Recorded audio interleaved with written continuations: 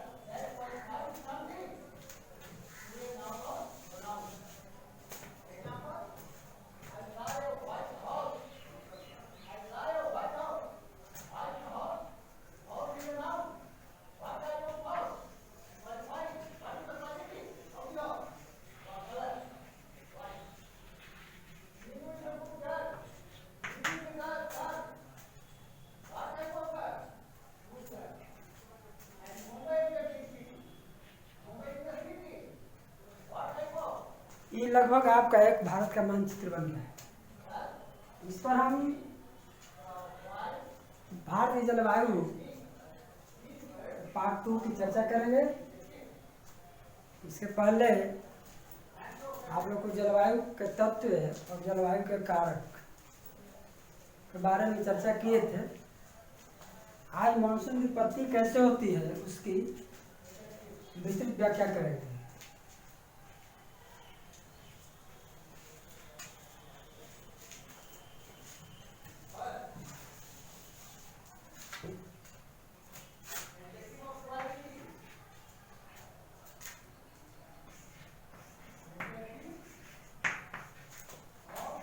Origin of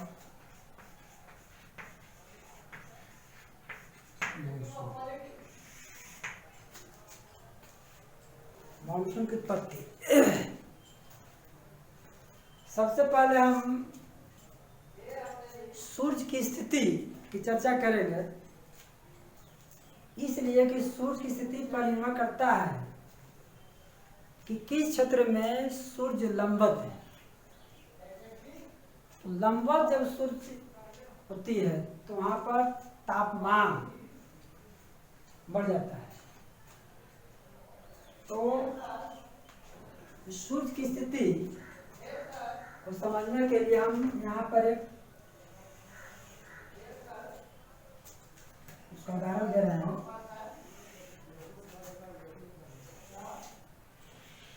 ये 0 degree है, 23 degree north, south. एक कर्क वृत्त, विषुवत वृत्त और मकर वृत्त। सूर्य की स्थिति कर्क वृत्त से मकर वृत्त के बीच ही होती है, और कब कब कहाँ होती है उसके बारे में यहाँ पर हम इस अक्षांश के जरिए समझाने का प्रयास कर रहे हैं। इसलिए सबसे पहले है कि सूर्य का आगमन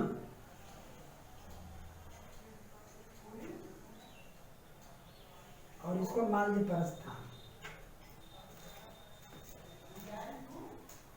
तो जून महीना शुरू कर रहे हैं।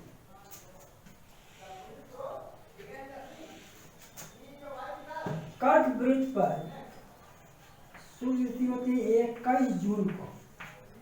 21 जून को कर्क वृत्त पर, और उसके बाद जून, जुलाई, अगस्त, सितंबर, 3 माह के बाद विषुवत वृत्त पर सूर्य स्थिति हो जाती है, अर्थात 23 सितंबर से 23 सितंबर को विषुवत वृत्त। फिर आगे बढ़ते हुए अक्टूबर, नवंबर, दिसंबर, 22 दिसंबर 22 दिसंबर को मकर वृत्त पर और 22 के बाद जनवरी, फरवरी, मार्च को पुनः सूर्य जो है विषुवत वृत्त पर आ जाता है। 21 मार्च को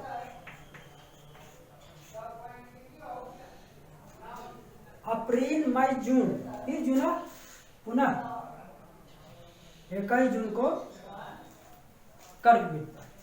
इस तरह से कर्क वृत्त से मकर वृत्त के आगमन और प्रस्थान के क्रम में सूर्य की स्थिति 2 बार विषुवत वृत्त पर होता है।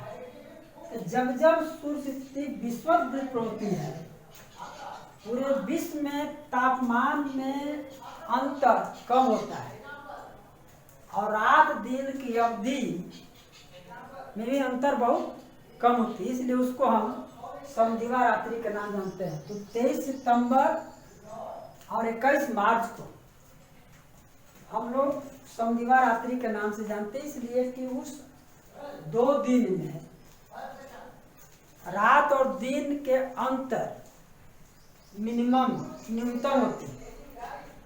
तो अब देख रहे हैं कि 21 जून को सूर्य कर्क वृत्त पर लंबवत है, 23 को विषुवत वृत्त पर, 22 को मकर वृत्त, इस तरह से उसका आगमन होता है।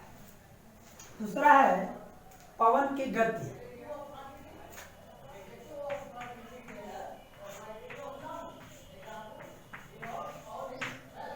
पवन की गति जो मूवमेंट जो होती है, इसका मूल कारण है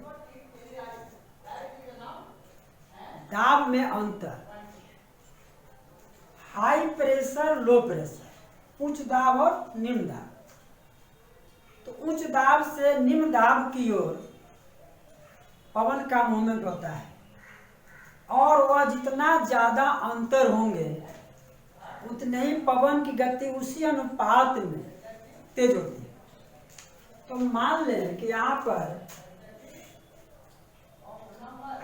है लो प्रेशर और यहाँ पर हाई प्रेशर। तो लो प्रेशर में टेम्परेचर ज्यादा होगा, हाई टेम्परेचर कम होगा। तो मान लिया कि यहाँ पर टेम्परेचर 30 डिग्री सेंटीग्रेड है और यहाँ 15 डिग्री, तो यहाँ का टेम्परेचर ज्यादा है और यहाँ कम है।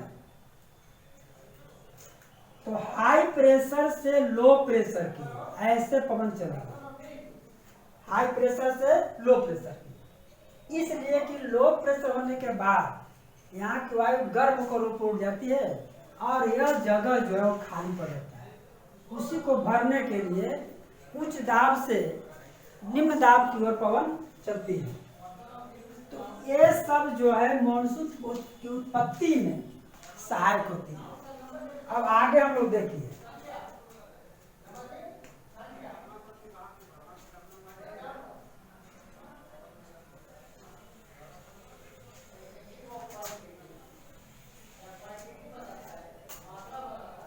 ये 0 डिग्री है, 0 डिग्री अर्थात विषुवत वृत्त।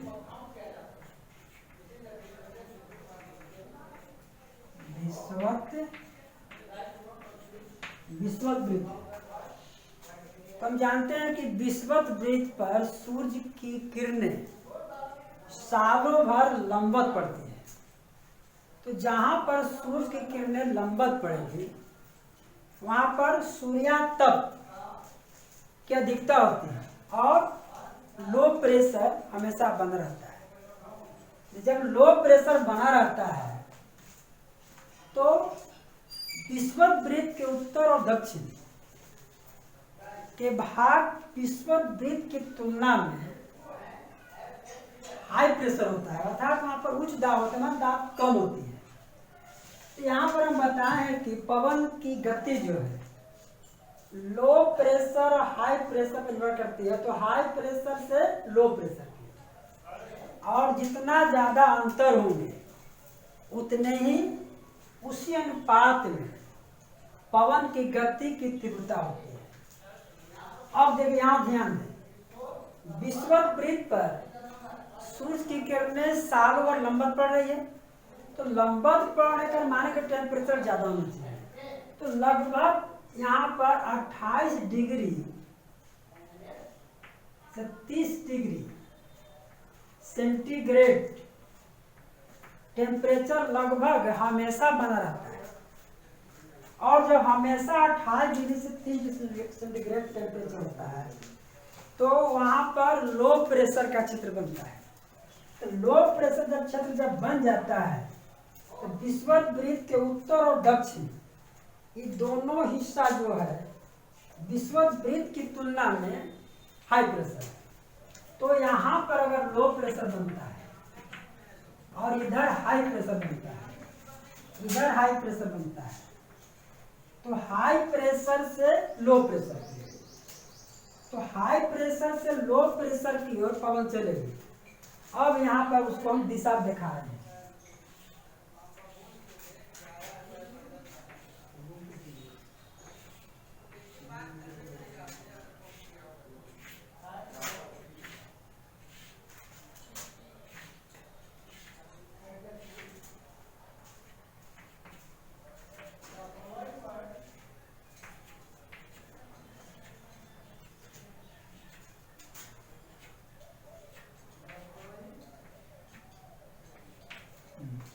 यहाँ पर क्या देख रहे हैं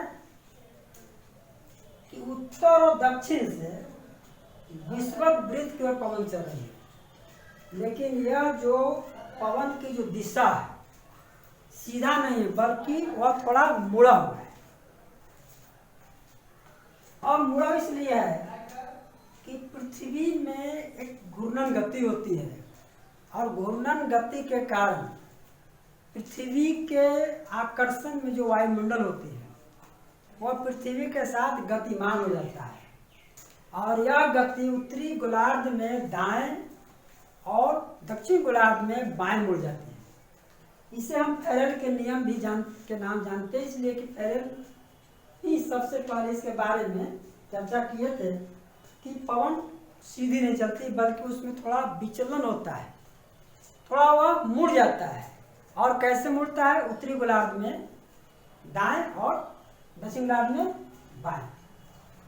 अब जब सालों भर हम जान रहे हैं कि विषुवत वृत्त पर पवन चलती है, तो प्राचीन काल में इस रास्ते पाल वाली नाव चलती थी और इस पवन के जरिए, पवन के सहारे यहाँ पर व्यापार होते थे।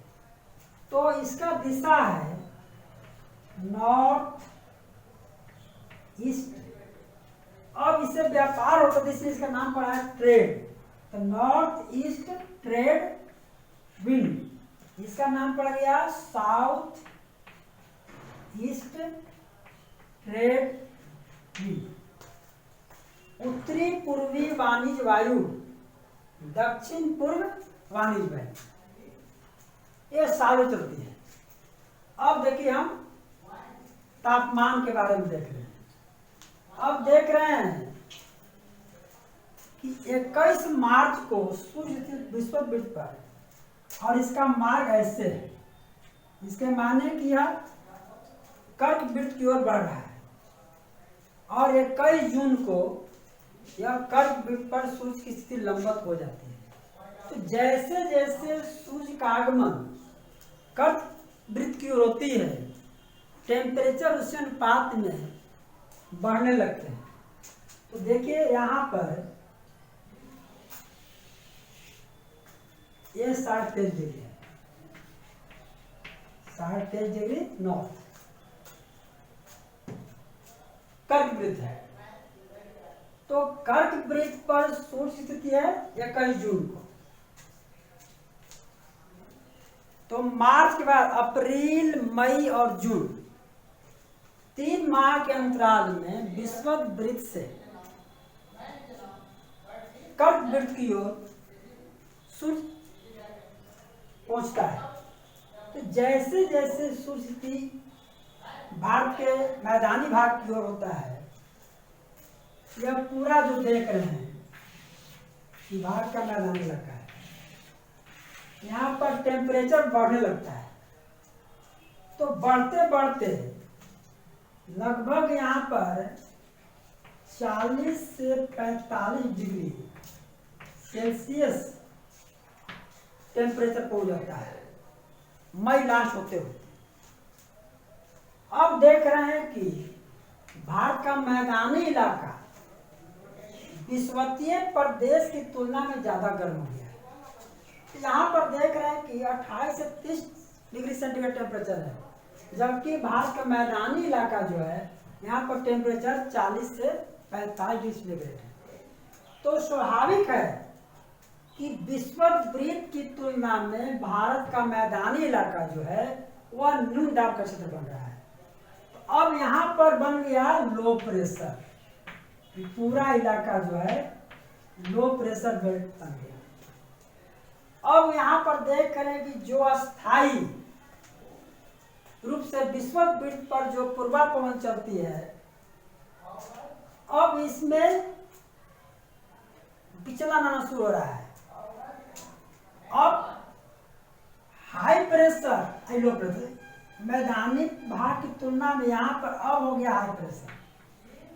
तो जब हाई प्रेशर हो गया तो विश्ववीय वृत्त पर जो अस्थायी रूप से जो पवन चलती है वो भी दिशा बदल देता है। देख रहे हैं कि विश्ववृत्त के दक्षिण से दक्षिण पूर्व पवन चलती है, तो इसको पार कर जाते हो। अब क्या होगा कि यहाँ आते आते ऐसे पार कर गई, ये जो पवन ऐसे आया ऐसे पार कर गया, इस तरह से ऐसे ही पार कर देता है।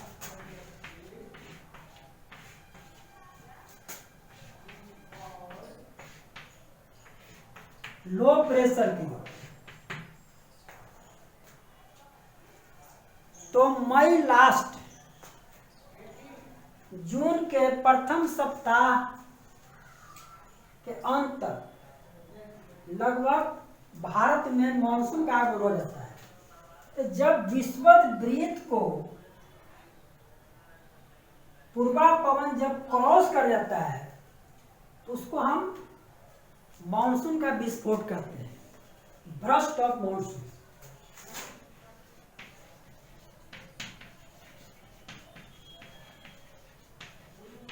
जो कहते हैं ब्रस्ट ऑफ मानसून, मानसून का विस्फोट, इसलिए कि वह विश्ववीय वृत्त को क्रॉस करते हुए भारत के मैदानी इलाके में पहुंचने का प्रयास कर रहा है। इसलिए कि यहाँ पर विश्ववीय वृत्त की तुलना में निम्न दाब ज्यादा है और हाई प्रेशर से लो प्रेशर की चलता है। अब आगे क्या देख रहे हैं कि यह पूरा जो इलाका हिंद महासागर इलाका है, समुद्री इलाका है। तो समुद्र से जो भी पवन स्थल की ओर चलती है उसमें बहुत ज्यादा नमी होता है, नमी से ओत प्रोत होती है। हजारों किलोमीटर दूर से यात्रा करने के बाद यह भारत के यह जो मलाबार तट का पश्चिमी तट से टकराती है। यहाँ पर पश्चिम घाट पहाड़ है, इधर भी पूर्वी घाट पहाड़, और यहाँ पर हिमालय पर्वत है, यहाँ हिमालय पर्वत। और यह मानसून जो हिंद महासागर में उत्पन्न होने के बाद भारत की प्रायद्वीपीय स्थिति के चलते ये दो शाखाओं में विभक्त हो जाती है। तो पहला शाखा है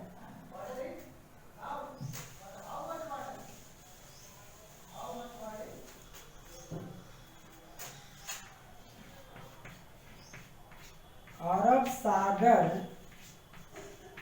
की शाखा और दूसरा है बंगाल की खाड़ी की शाखा।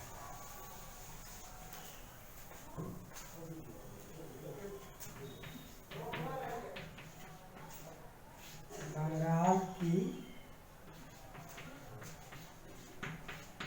खाड़ी की शाखा, यह दो भागों में विभक्त हो जाती है। पहला एक अरब सागर की शाखा से जो मानसून उठी वह सबसे पहले पश्चिमी घाट पहाड़ से टकराती है परिणाम यह होता है कि पश्चिमी घाट पहाड़ के पश्चिमी हिस्सा यह वर्षा देती है। यहाँ इसमें केरल, कर्नाटक, महाराष्ट्र एरिया आता है। तो सबसे पहले मानसून कहाँ पहुंचती है? केरल में पहुंचती है। और केरल का पश्चिमी तट जो है, कर्नाटक का पश्चिमी तट जो है और महाराष्ट्र का पश्चिमी, यहाँ पर भारी वर्षा देती है।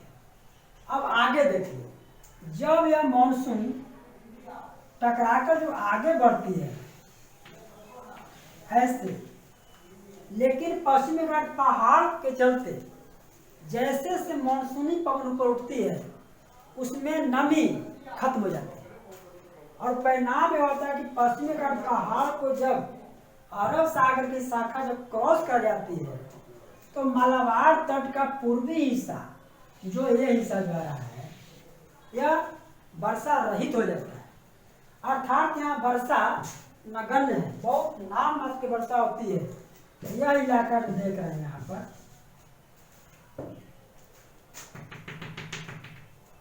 इस जगह जो वृष्टि छाया, इसको हम रेन शैडो कहते हैं। यह वृष्टि छाया पड़ जाता है इसलिए कि जो भी नमी जो होती है वो नमी सब पश्चिमी घाट पहाड़ के पश्चिम भाग में खत्म हो जाती है। अब मानसून जब आगे बढ़ती है, यह कच्छ की खाड़ी, यह देखिए कच्छ एक बात है, तो कच्छ की खाड़ी से आगे जब बढ़ती है तो आगे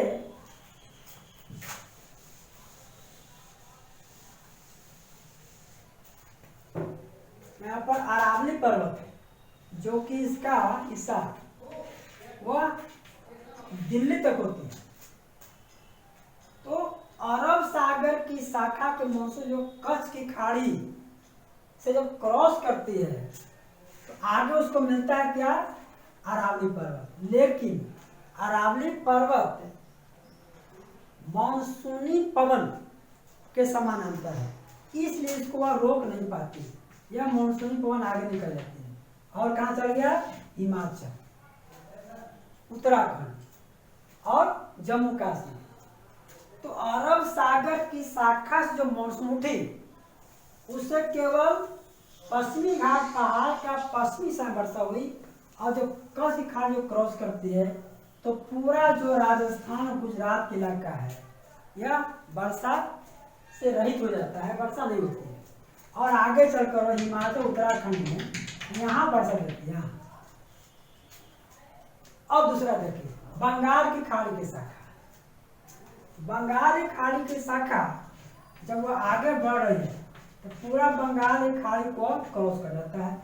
अब क्रॉस करने के बाद यह हिमालय का जो उत्तरी पूर्वी जो पर्वतीय इलाका है उससे जाकर यह टकराती है।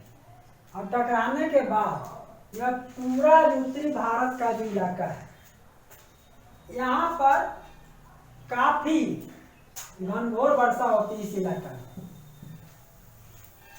उसमें अरुणाचल प्रदेश है, असम है, सिक्किम है, नागालैंड है, मणिपुर है, मिजोरम है, त्रिपुरा है, ये सब जो मेघालय है यहाँ पर अधिकतम काफी वर्षा होती है और लगभग 200 से ज्यादा वर्षा होती है। और इसी में यहाँ पर देखिए मेघालय,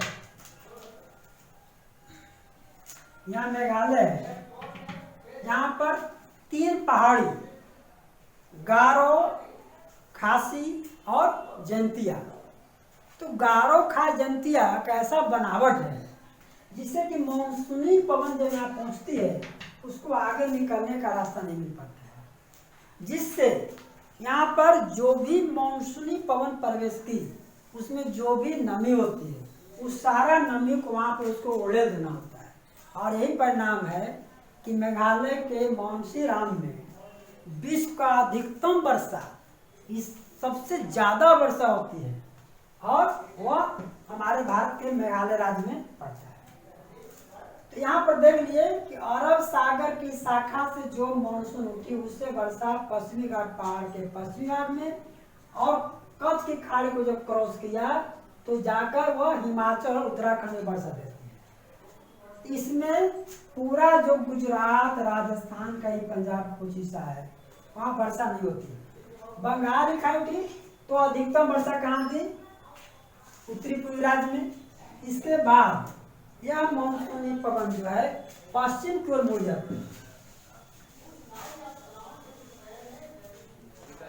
और यहाँ से फिर ऐसे ऐसे मुड़ जाती है, फिर ऐसे। तो जैसे जैसे मानसूनी पवन पश्चिम और दक्षिण की ओर मुड़ती है, वैसे वैसे वर्षा की मात्रा उसी अनुपात में घटने लगते हैं। तो कैसे है? ये इलाका जो है यहाँ 200 CM प्लस है। उसके बाद अगर हम बंगाल, बिहार, यूपी की बात, पूर्वी की बात करें तो यहाँ पर 100 से 200 CM है। फिर पूर्वी यूपी के बाद अगर बढ़ते हैं तो यहाँ पर 50 से 100 CM के बीच में है। और राजस्थान के एरिया में जब पहुँचते हैं तो वहाँ पर वर्षा न्यूनतम हो जाती है। तो कितना हो जाती है? तो वह 0 से 50 CM। तो एक माने कि अरब सागर की शाखा से वर्षा कम होती है, बंगाल की खाड़ी जो होती है उससे वर्षा जो है धीरे धीरे धीरे धीरे घट जाती है, और वह कितना आता है? 0 से 50 CM। तो हम देख रहे हैं कि राजस्थान का इलाका जो है अरब की सागर की शाखा से भी वह वंचित हो जाता है, और बंगाल की खाड़ी जब पहुंच उठती है उससे वर्षा यहाँ पर कम हो, इसलिए वहाँ पहुँचते मानसूनी पवन में नमी कम जाती है और वर्षा न्यूनतम हो जाती है। यही कारण है कि वह राजस्थान जो है न्यूनतम वर्षा का क्षेत्र मिलता है। यह मानसून हो गया। आगे हम यहाँ पढ़ेंगे मानसून की वापसी।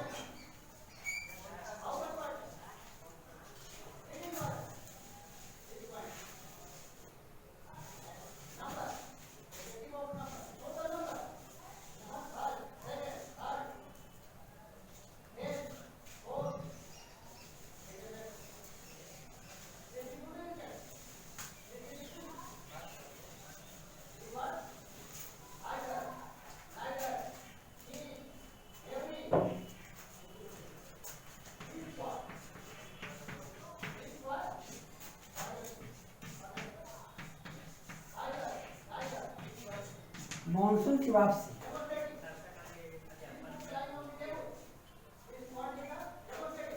अप्रैल, मई, जून, जुलाई, अगस्त, सितंबर के बाद पूरा उत्तरी भारत जो है वहां पर गर्मी घटने लगता है, इसलिए कि सितंबर में सूर्य स्थिति विषुवत हो जाती है।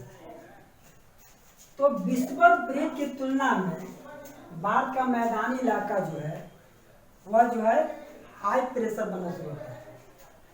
इधर टेम्परेचर बढ़ जाता है, इधर टेम्परेचर घट जाता है। तो अक्टूबर नवंबर में, सितंबर तक हमारे देश में मानसून सक्रिय होता है, लेकिन सितंबर के बाद उसकी जो स्थिति है वो कमजोर पड़ जाती है, और अक्टूबर नवंबर से मानसून की वापसी शुरू हो जाती है। तो उस समय स्थल से समुद्र की ओर पहुंच सकते हैं, ऐसे उसका दिशा है।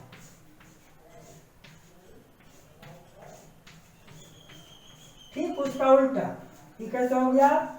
नॉर्थ हो गया और ईस्ट, उत्तरी पूर्वी पवन चलती है। तो महाद्वीपीय स्थल क्षेत्र से यह पवन चलती है, इसलिए इसमें नमी नहीं होता है। लेकिन जब ही वह बंगाल की खाड़ी को जब क्रॉस करती है तो इसमें नमी से प्राप्त हो जाती है। और ये जो इलाका, जो तमिलनाडु का इलाका जो है, यहाँ पर पूर्वी घाट पहाड़ है। तो वापसी में मानसून बंगाल की खाड़ी से वह नमी प्राप्त करता है, और भारत का जो पूर्वी पहाड़ी इलाका जो है वहां टकराने के बाद तमिलनाडु और आंध्रा में वर्षा करती है। तो जाड़े के मौसम आ जाते हैं। जाड़े के मौसम में हमारे देश के दक्षिण में आंध्रा और तमिलनाडु में वर्षा होती है, और इतना वर्षा होती है, कभी कभार ऐसा होता है कि तमिलनाडु में बाढ़ की स्थिति बन जाती है। और उसी समय भारत का जो उत्तरी इलाका है वह शुष्क होता है, इसलिए वहां पर कोई सक्रिय मानसूनी पवन नहीं चलती। लेकिन जाड़े में जनवरी के प्रारंभ में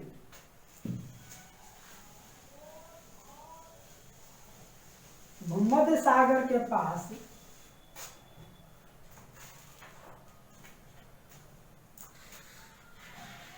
ये भूमध्य सागर है।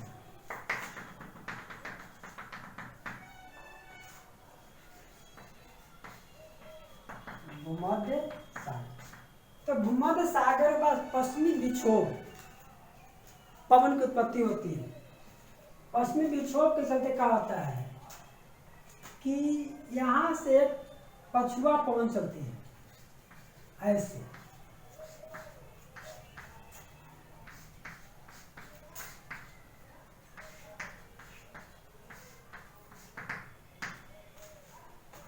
जो भूमध्य सागर से उत्पन्न होकर आगे इराक, ईरान, अफगानिस्तान, पाकिस्तान होते हुए और भारत के उत्तरी भाग में वह प्रवेश करती है।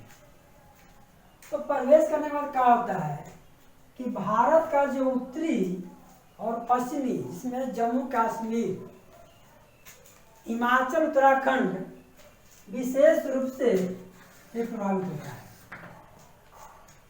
इसमें क्या है कि जम्मू कश्मीर के उत्तरी हिस्से जो हैं वहाँ पर बर्फबारी होती है, वहाँ पर हिमपात, तुषारपात के रूप में यहाँ पर वर्षा होती है।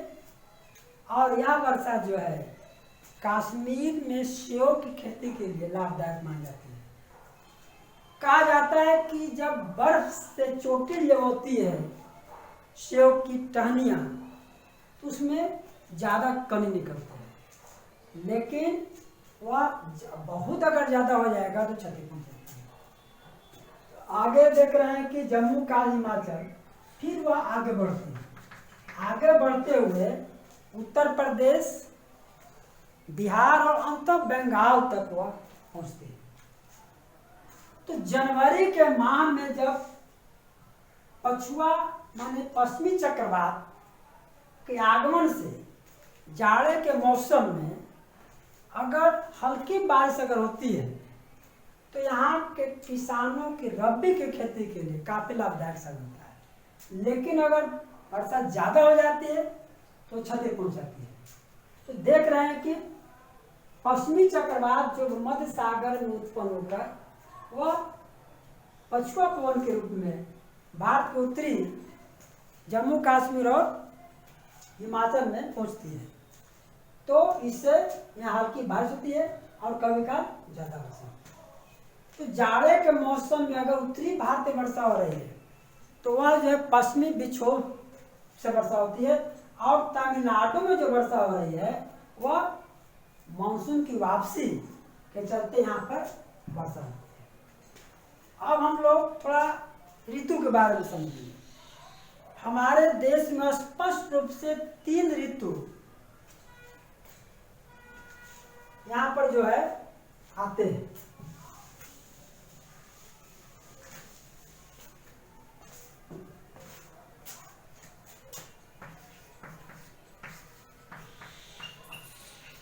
शरद ऋतु और वर्षा ऋतु।